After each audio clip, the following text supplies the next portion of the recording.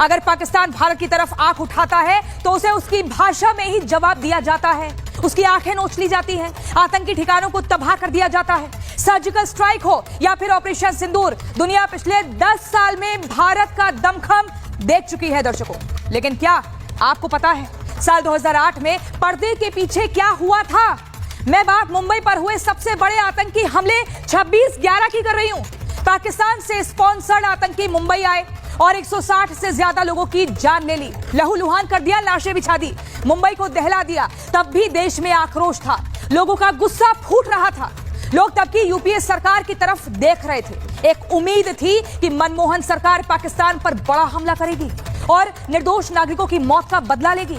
लेकिन तब पर्दे के पीछे कोई था जिसने कांग्रेस का हाथ पाकिस्तान पर हमले के आदेश पर साइन करने से रोक दिया था, और ये कोई और नहीं तथा कथित सुपर पावर देश अमेरिका था। ये सनसनीखेज खुलासा खुद उस वक्त के गृह मंत्री पी चिदंबरम ने किया है। अब सवाल ये है, पिछले 10 साल में पाकिस्तान ने जो भी हरकत की उसका जवाब भारत ने माकूल तरीके से दिया, जो इतिहास के पन्नों में दर्ज हो चुका है। लेकिन फिर भी मुंबई हमले के गुनहगार पाकिस्तान पर नरम रुख रखने वाली कांग्रेस ऑपरेशन सिंदूर पर सवाल उठाती है। कांग्रेस के नेता बार बार कहते हैं कि ट्रंप ने भारत पाकिस्तान की जंग रुकवाई है। अरे सवाल है, 2008 की यूपीए सरकार में अमेरिका की दखल अंदाजी पर कांग्रेस चुप्पी क्यों साध लेती है?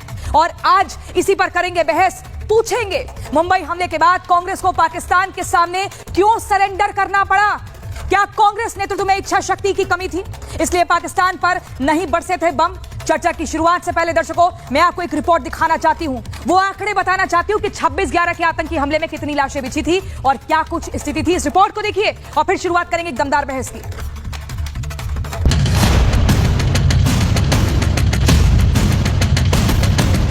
सोनिया गांधी जी का ही डिक्टेशन था कि पाकिस्तान के खिलाफ किसी प्रकार की कार्यवाही न की जाए।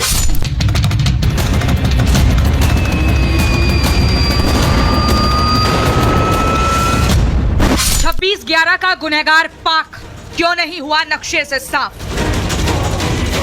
इच्छा शक्ति थी कम, इसलिए नहीं बरसे बम।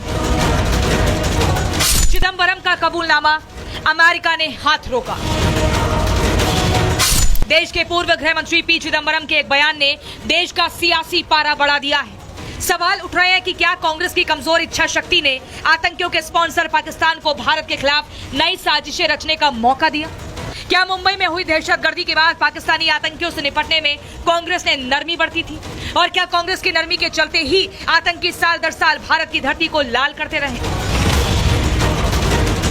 ऑपरेशन सिंदूर पर शोर मचाने वाली कांग्रेस ने मुंबई हमले को लेकर पाकिस्तान को सबक क्यों नहीं सिखाया? इन तमाम सवालों के केंद्र में यूपीए की सरकार में गृह मंत्री रहे पी चिदंबरम हैं।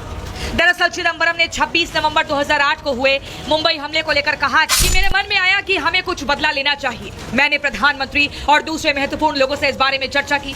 जो निष्कर्ष निकला वो एमईए और आईएफएस से प्रभावित था कि हमें स्थिति पर सीधे प्रतिक्रिया नहीं देनी चाहिए, बल्कि कूटनीतिक तरीके अपनाने चाहिए।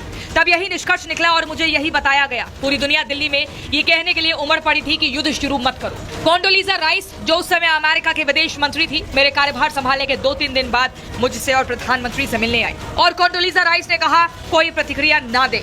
मतलब साफ है, सर्जिकल स्ट्राइक के सबूत मांगने वाली कांग्रेस ने अमेरिका के दबाव में पाकिस्तान पर कोई भी एक्शन नहीं लिया। 26/11 के प्रायोजक पाकिस्तान को यूं ही छोड़ दिया गया। बीजेपी अब इस मुद्दे को जोर शोर से उठा रही है।